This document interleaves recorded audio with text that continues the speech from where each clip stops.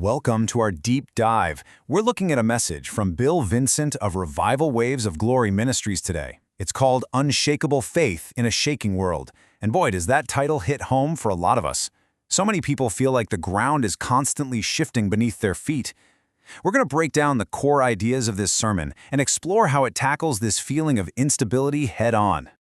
The message kicks off with this statement. It's so simple, so direct, and honestly, so relatable. It just grabs you, right? It's this core idea that things just don't feel solid anymore.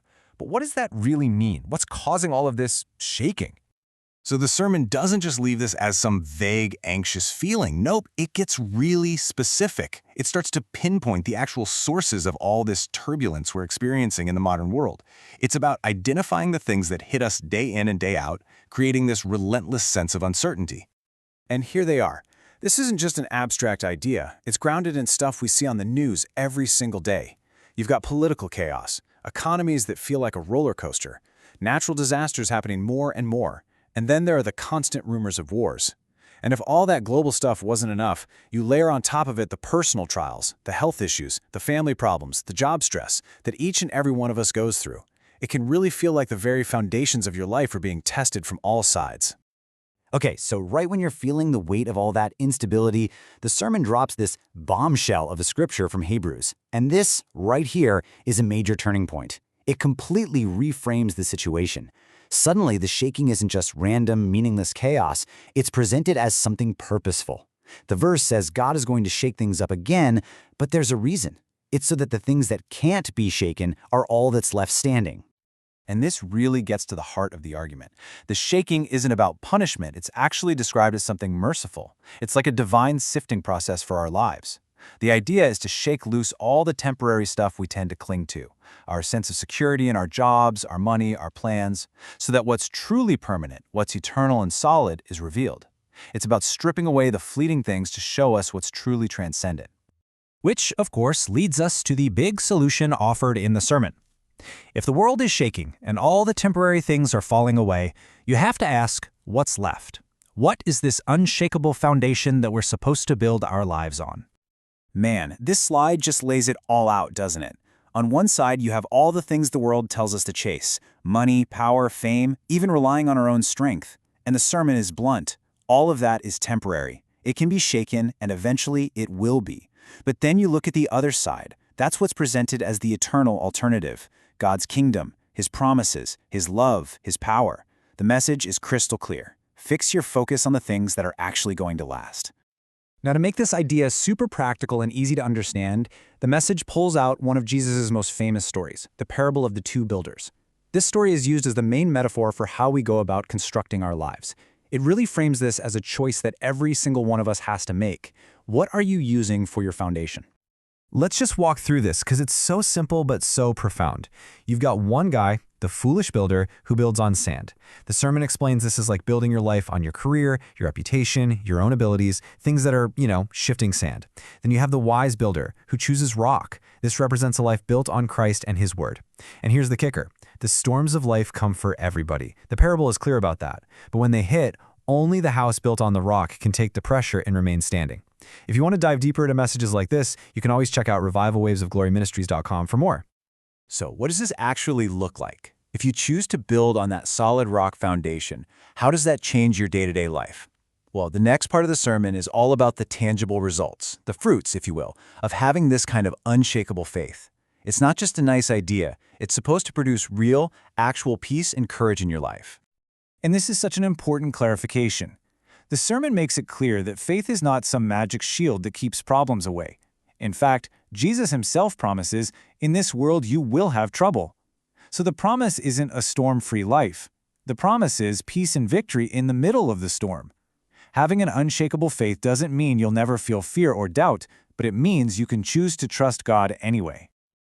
To really show what this kind of courage looks like in action, the sermon pulls out this incredibly dramatic case study from the book of Daniel. It's the story of three young guys, Shadrach, Meshach, and Abednego, who faced a literal life-or-death test of their faith. So let's walk through this, because it's wild. They're given this terrifying choice: bow down to a statue or get thrown into a furnace and be burned alive.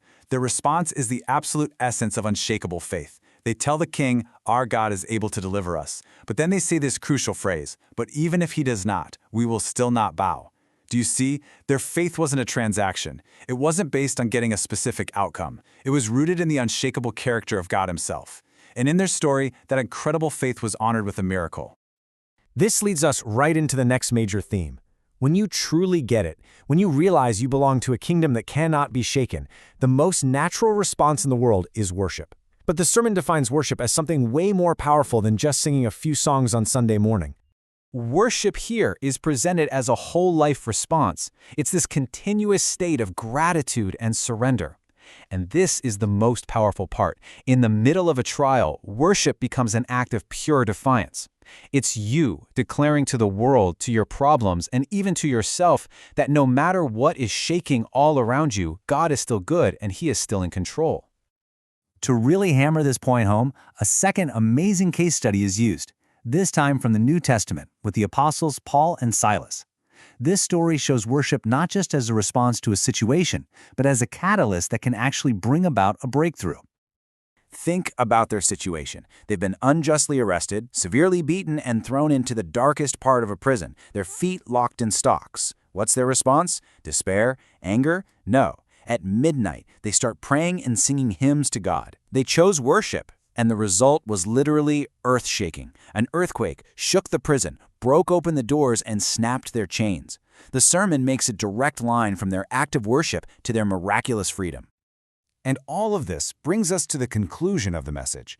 It shifts from teaching and telling stories to a really personal challenge. After laying out the problem, the solution, and the response, it calls on the listener to do some serious self-examination. Really, the entire message boils down to this one single question. It's a call to just stop and look at your own life, your career, your family, your finances, your ministry. What is it actually built on? Because when the shaking comes, and it's not if, it's when, will it stand? It's a moment to get really honest with yourself about whether you're building on the temporary things of this world or on the permanent reality of the rock. So, the ultimate takeaway from this sermon is one of incredible hope. Yes, the world is going to shake. Yes, our lives will be tested. But in the face of all that, the message offers a solution. Jesus Christ as the unmovable, unshakable anchor for your soul. An anchor that guarantees that while everything else might be swirling in chaos, you can remain steady and secure. And that really just leaves us with this final thought to chew on. In a world that feels more volatile every day, this search for stability is something everyone can relate to. This sermon from Bill Vincent presents one powerful answer, centered on faith. But the question it raises is one we can all ask ourselves. When things start to shake in your life, what serves as your anchor? For more from Bill Vincent, be sure to visit revivalwaysofgloryministries.com. Thanks for listening to the Deep Dive Podcast.